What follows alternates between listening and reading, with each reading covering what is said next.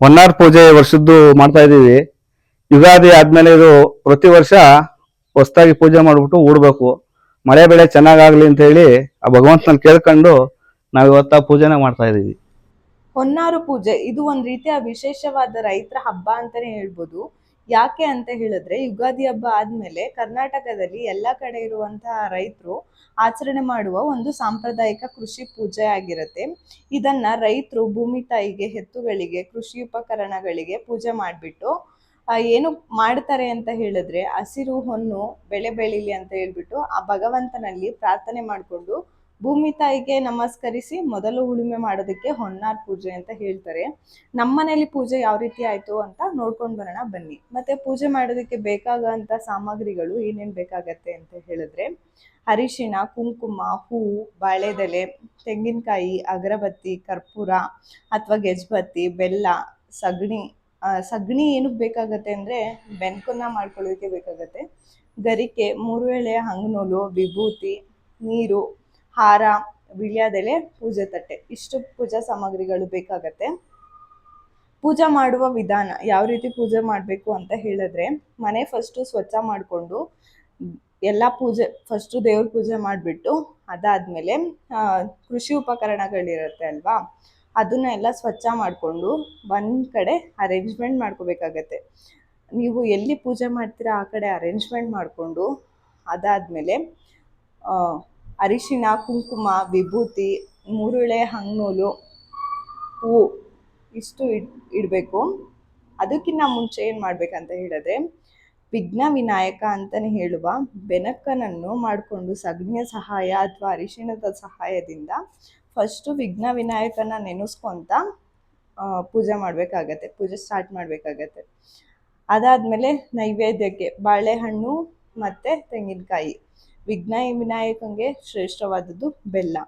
ನಮ್ಮ ಮನೇಲಿ ನಾವು ಬೆಲ್ಲದ ಹಚ್ಚಿ ಇಟ್ಟಿದ್ವಿ. ಸೊ ನಿಮ್ಮ ಮನೇಲಿ ನಿಮ್ಮ ಅನುಕೂಲಕ್ಕೆ ಏನು ಇಡಬೇಕಾಗತ್ತೆ ಅದನ್ನು ಇಟ್ಕೊಂಡು ಪೂಜೆ ಮಾಡ್ಕೊಳ್ಳಿ.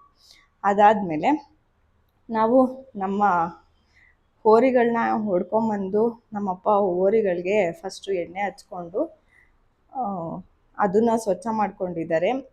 ಅದಾದಮೇಲೆ ಅರಿಶಿಣ, ಕುಂಕುಮ ಮತ್ತು ಹೂವು ಎಲ್ಲ ಇಟ್ಬಿಟ್ಟು ಪೂಜೆ ಮಾಡೋದಕ್ಕೆ ರೆಡಿ ಮಾಡ್ತಾ ಇದ್ದಾರೆ. ಈಗಿನ ಕಾಲದಲ್ಲಿ ಬಹುತೇಕ ರೈತರ ಮನೆಯಲ್ಲಿ ತಮ್ಮ ಹಳ್ಳಿನ ಬಿಟ್ಬಿಟ್ಟು ನಗರಗಳಿಗೆ ವಲಸೆ ಹೋಗಿ ಜೀವನನ ಮಾಡೋದಕ್ಕೆ ಸ್ಟಾರ್ಟ್ ಮಾಡ್ಕೊಂಡಿದ್ದಾರೆ.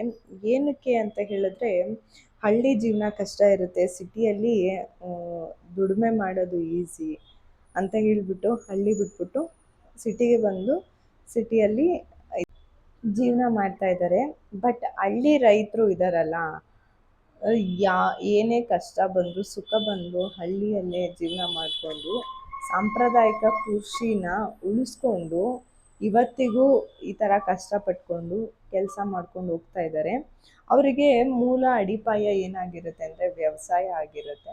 ಸೊ ಹಾಗಾಗಿ ಏನೇ ಕಷ್ಟ ಇದ್ರೂ ಸುಖ ಇದ್ರೂ ಜೀವನನ ಹಳ್ಳಿಯಲ್ಲಿ ಮಾಡ್ಕೊಂಡು ಹೋಗ್ತಾ ಇದ್ದಾರೆ. ನಾವು ಏನು ಮಾಡಬೇಕು ಅಂತ ಕೇಳಿದ್ರೆ ಇಷ್ಟೇ ಮಾಡಬೇಕಾಗಿರೋದು, ನಮ್ಮ ರೈತರಿಗೆ ನಾವು ಸಪೋರ್ಟ್ ಮಾಡಬೇಕು. ಅವರು ಪಡುವಂಥ ಕಷ್ಟಕ್ಕೆ ನಾವು ರಿಸಲ್ಟ್ ಯಾವುದೇ ಕಾರಣಕ್ಕೂ ಬಾರ್ಗೇನ್ ಮಾಡಬಾರ್ದು. ಏನು ಕಷ್ಟಪಟ್ಟು ಬೆಳೆದಿರ್ತಾರಲ್ವ ಬೆಳೆಗೆ ತಕ್ಕ ಪ್ರತಿಫಲನ ಕೊಡಬೇಕು ಅಂತ ಹೇಳಿ ನಾನು ಕೇಳ್ಕೊತೀನಿ. ಪ್ರತಿಯೊಬ್ಬ ರೈತರಿಗೂ ನನ್ನ ನಮಸ್ಕಾರಗಳು. ಇದು ರಾಮ ಬಲಗಡೆದು, ಇದು ಬಂದು ಲಕ್ಷ್ಮಣ. ಇವರಿಬ್ಬರಾಳು ನನಗೆ ಗೆಳೆಯರಿದ್ದಂಗೆ. ಇವರಿರೋದು ನನಗೆ 100 ಆನೆ ಬಲ. ಹಬ್ಬದ ಮಹತ್ವ ಸಂಸ್ಕೃತಿಯನ್ನು ಉಳಿಸುವಲ್ಲಿ ಸಹಾಯ, ಆಧ್ಯಾತ್ಮಿಕ ಬೆಳವಣಿಗೆಗೆ ಸಹಾಯ, ಪುರಾತನ ಸಂಪ್ರದಾಯ ಉಳಿಯುತ್ತೆ, ಒಗ್ಗಟ್ಟಿನ ಭಾವ ಮೂಡುತ್ತೆ. ಸಮಾಪ್ತಿ. ಹೊನ್ನಾರು ಪೂಜೆ ಒಂದು ಮಹತ್ವದ ಸಂಪ್ರದಾಯ. ಇದು ನಮ್ಮ ಸಂಸ್ಕೃತಿಯ ಭಾಗ. ಭಕ್ತಿ ಮತ್ತು ನಂಬಿಕೆ ಹೆಚ್ಚಿಸುತ್ತದೆ. ಪ್ರತಿಯೊಬ್ಬ ರೈತರ ಮನೆಯಲ್ಲೂ ತಿಳಿದು ಆಚರಿಸಬೇಕಾದ ಪೂಜೆ. ಹೊನ್ನಾರು ಪೂಜೆ ಈ ರೀತಿ ಆಯಿತು. ನಿಮ್ಮ ಮನೆಯಲ್ಲೂ ಮುಂದಿನ ವರ್ಷದಿಂದ ಹೊನ್ನಾರು ಪೂಜೆ ಮಾಡಿ ಎಲ್ಲ ರೈತರಿಗೂ ಒಳ್ಳೆಯದಾಗಲಿ. ನಮ್ಮ ಕೈಲಾದಂತಹ ಸಹಾಯ ನಾವು ಮಾಡೋಣ ಅಂತ ಕೇಳ್ತಾ ವಿಡಿಯೋನ ಎಂಡ್ ಮಾಡ್ತಾ ಇದ್ದೀನಿ. ಇದೇ ಥರ ನಿಮಗೆ ಅಪ್ಕಮಿಂಗ್ ವೀಡಿಯೋಸ್ನ ಬೇಕು ಅಂತ ಹೇಳಿದ್ರೆ ಕಾವ್ಯ ಭರತ್ ಯೂಟ್ಯೂಬ್ ಚಾನಲ್ನ ಫಾಲೋ ಮಾಡಿ. ಶುಭವಾಗಲಿ ಎಲ್ಲರಿಗೂ. ಥ್ಯಾಂಕ್ ಯು ಅಂತ ಹೇಳ್ತಾ ಈ ವಿಡಿಯೋನ ಮುಗಿಸ್ತಾ ಇದ್ದೀವಿ. ಧನ್ಯವಾದ. ನೇಗಿಲ ಹಿಡಿದ ಹೊಲದಳು ಹಾಡುತ್ತ ಉಳುವ ಯೋಗಿಯ ನೋಡಲ್ಲಿ,